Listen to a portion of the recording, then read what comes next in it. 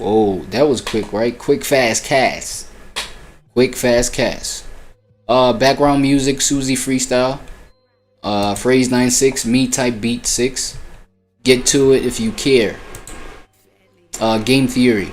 Still at rich and poor dad theories, right? Let's get to it. Professor Jang. Worlds, and they don't really connect with each other. They have different parenting strategies, they have different and you have rich. Poor and rich. Well, the way that I frame everything, okay? The way that I frame everything, How? you have poor and you have rich. And as discussed, they live in their own worlds, and they don't really connect with each other. They have different parenting strategies, they have different outlooks. The rich stay with themselves, the poor stay amongst themselves.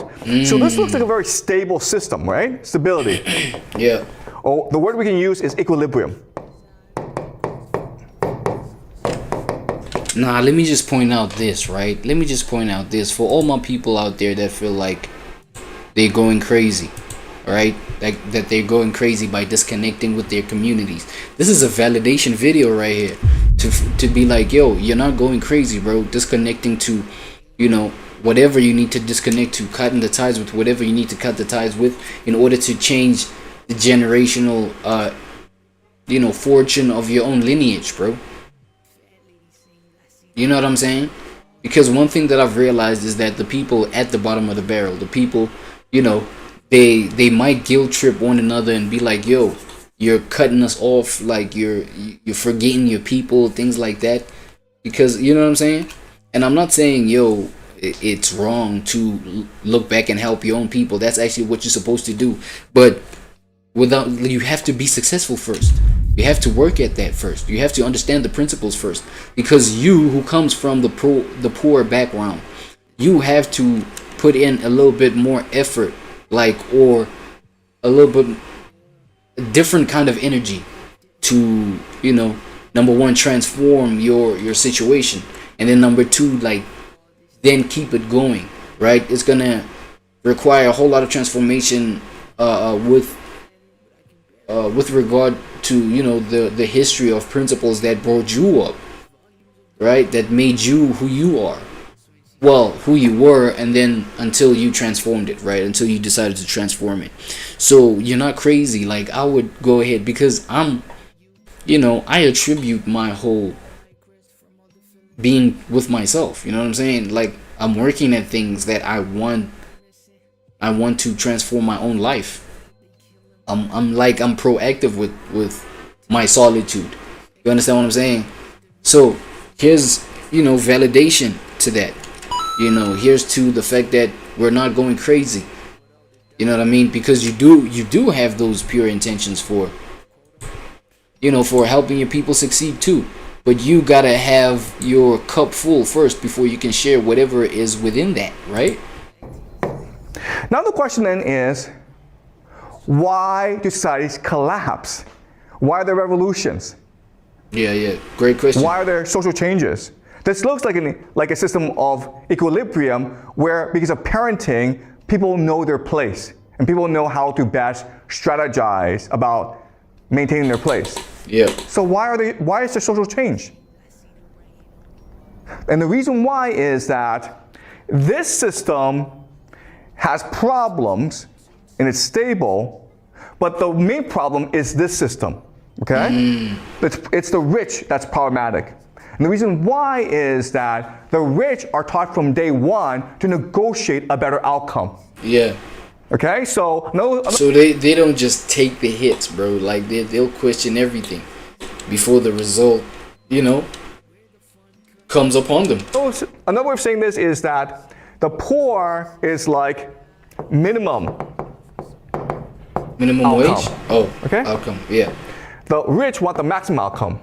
Oh. Break that down. The poor are like, you know what, if I'm alive, if I have a decent job, I'm okay.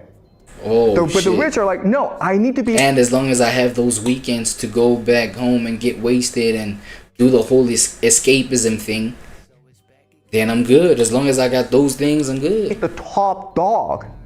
I need to improve my lot in society. Otherwise, what's the point of my life? Yeah. Okay? So they have high expectations, okay? High expectations, low expectations. Right. Okay? And this is a problem because power, it's a zero-sum game. Okay? Yeah. Hierarchy is a zero-sum game. So only a few people can be at the top. So eventually you get into a situation where there are too many rich people and not enough powerful positions. And this is what's called elite overproduction. Elite saturation. The elite bubble. Okay? And then what happens here is that in order to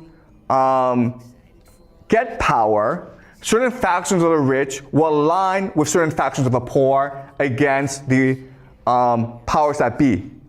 Whoa. Okay? So all revolutions are always between the half a lot versus half some. It's never between rich and poor. It's always between half a lot and half some. Okay. So the people who led the Chinese Revolution, right? People like Mao Zedong. Or maybe it's because, you know, there are a whole lot of the higher middle class people, I'd say, because, you know, they part of that poor bubble, right? The upper middle class, they feel a little bit relatable with the newly rich, the people who are newly rich but not official, established, secure, and positioned, right? They're newly rich, but you know they're that half a lot with the half a little. You know what I mean? Because these people's worlds, they kind of overlap a little bit. Because the upper middle class, they getting enough to maybe feel like they're almost there. So they might, you know, be like, you know, establish that kind of connection with that half bottom of the rich. You know what I mean? And then the half bottom of the rich, they look at them like, yo, like, we still treated like shit. You know what I'm saying? Like, we still treat, not like shit, but there's not enough to go around. And so therefore, yeah, we do need that help from you. We do need that help from y'all bottom class, but the upper half of that bottom class, like, yo, let's overthrow these guys. But then, you know what I'm saying? There's still limited position for power at the same time. You know what I'm saying? That's an interesting situation, Professor. Break it down. Zhou Enlai, Deng Xiaoping, they were not poor people. They didn't come from poor families. Yeah. But they weren't rich enough, okay? So the Chinese Revolution was really between the urban elite versus the rural elite. Okay, the half a lot versus half some. If you look at every revolution in human history, that's always been the case. Okay? If you go back to Chinese history and you look at all these revolutions that started in China, it was always led by the middle class or the aspirational class, usually merchants, right? The ambitious class. Because they were discriminated heavily in society, but they had money. They wanted to transform their money into power. For and so when times were bad, when people were looking for change, they took the initiative and led people into revolution. Do you think those, then that would mean those are the ones that start maybe political movements and shit like that? Because they have the means and the resources to be the people's champion, right? Okay. So they can lead those people and have a position. Okay, does it make sense, guys? It does. Thank you, Professor. Appreciate it. All right. Yeah. Any questions? No, nothing else. Say no more. For real. That's it. Yeah. All right. Yeah, it makes sense.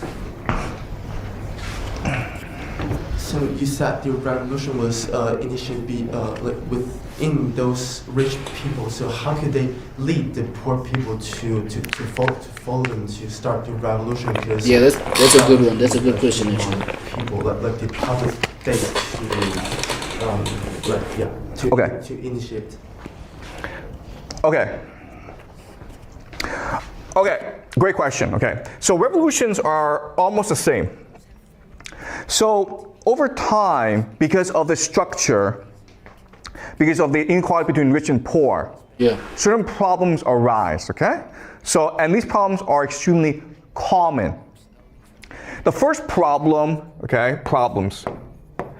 The first problem is indebtedness.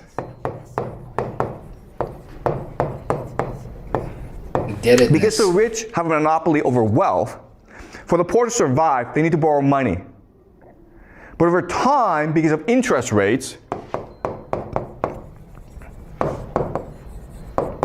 the poor find themselves in slavery. Okay?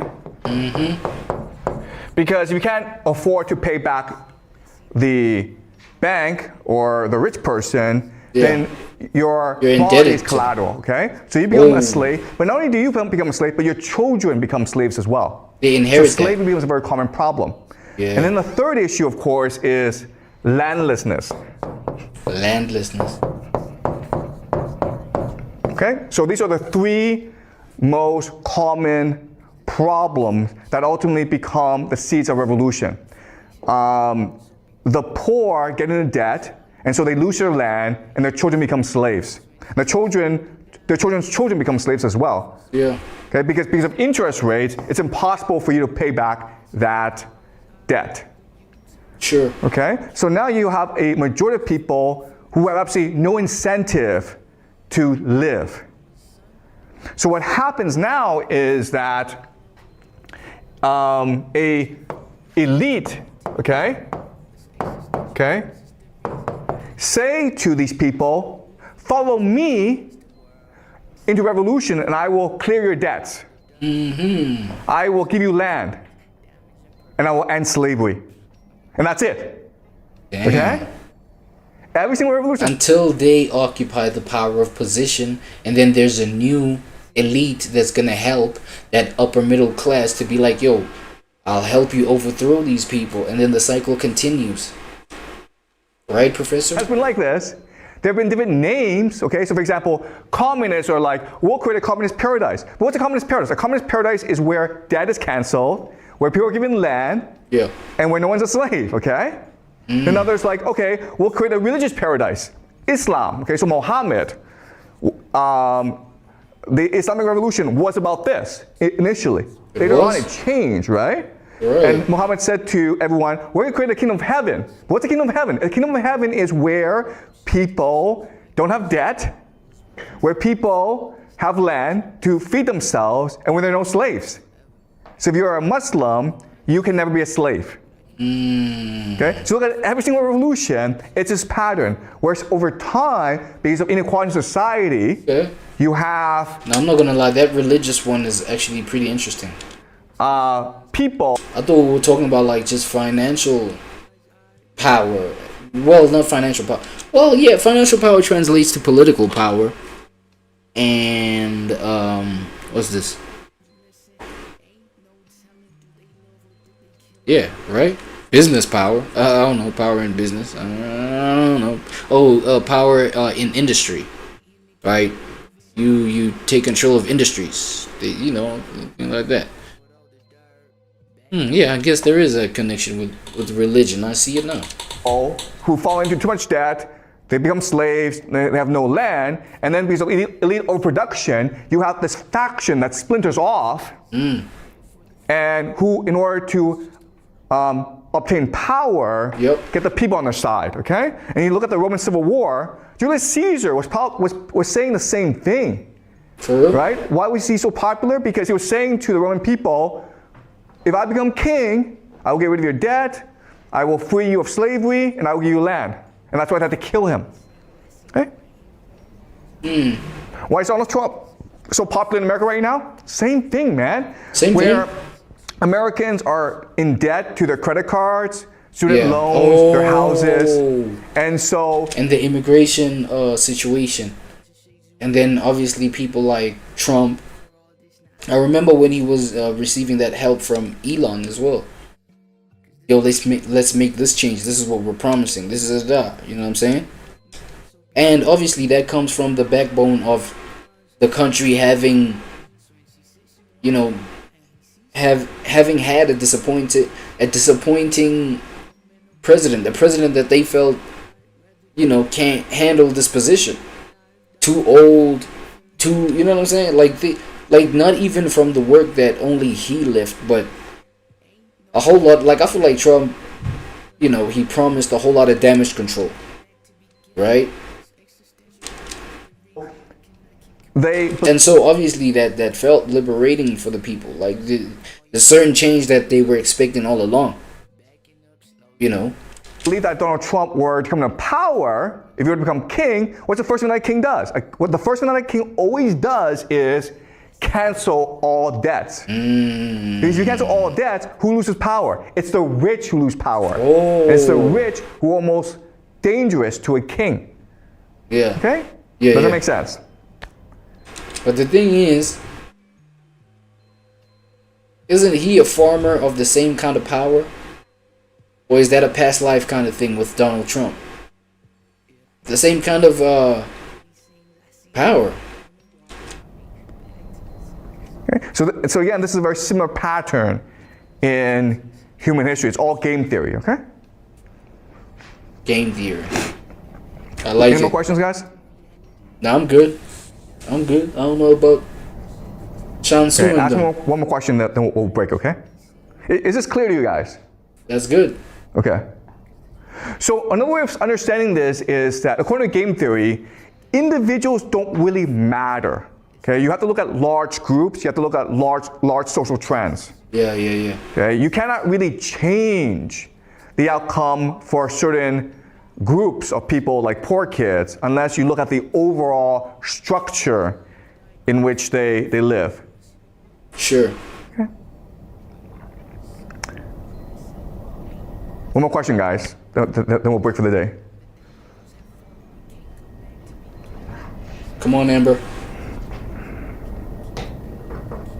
Yeah, Alan. Alan, let's go. Free the people, buddy.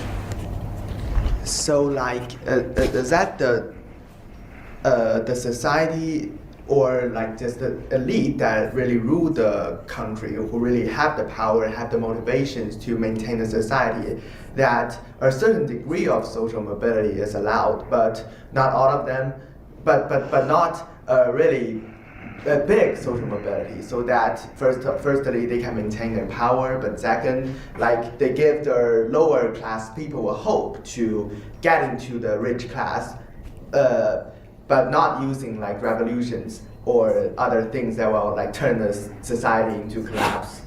What? Okay, yeah. Okay, look, you're absolutely right. So social mobility is really the best form of governance, right?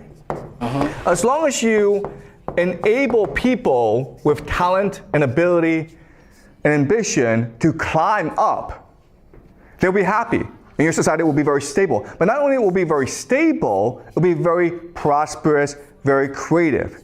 And it doesn't matter what system you have, okay? So the example is, okay, America in the 1950s was a democracy. And there's a lot of social mobility. And so people worked really hard, and America became very wealthy. But guess what? In China, 1950s, What happened? China was not a democracy. It was a communist system. But in the 1950s, people worked really hard as well. Why? Because China was destroyed after decades of war.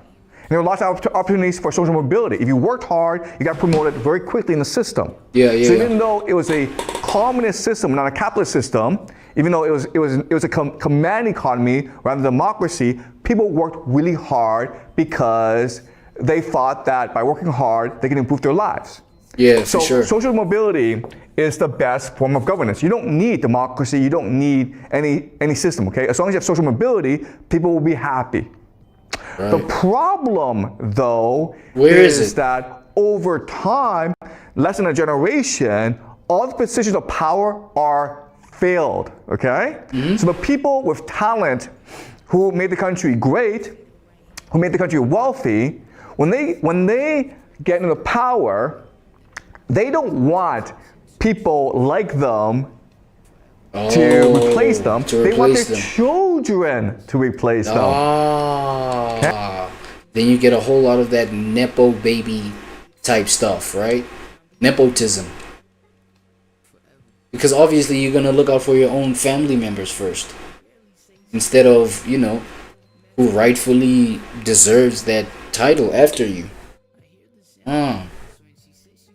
I feel like that practice of, you know, the transfer of power, it's only within the systems that you create.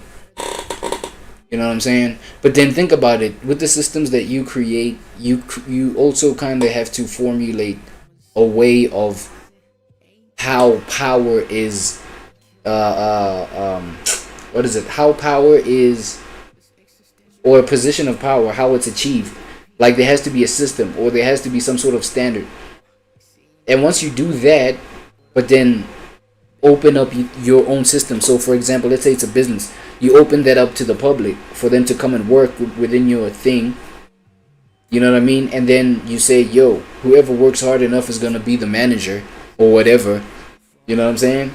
So it has to be the same opportunity for the worker who was a regular civilian instead of your family member. But instead you get people who work seriously hard. But here goes the boss's kid to come and inherit the management position or whatever. And you got people that have been working there for generations, upkeeping your family's business for generations, but not getting shit. Nepo baby shit. And over time, these children are a lot. So what happens is at the very top, all the positions are filled. And there's a waiting list as well.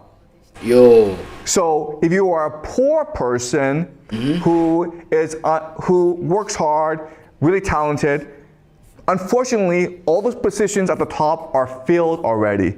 And there's also a waiting list, so too bad. Okay? And again, you just look at Chinese history, right?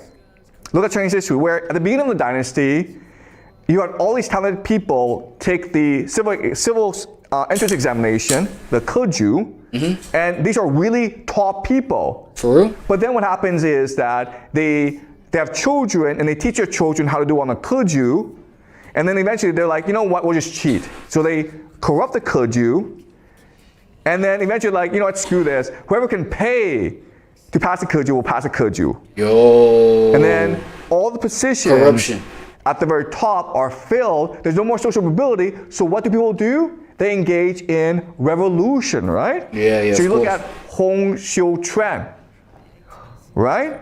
He failed the Keju, or there was no position at the top for him. So he believed he became the brother of Jesus, right?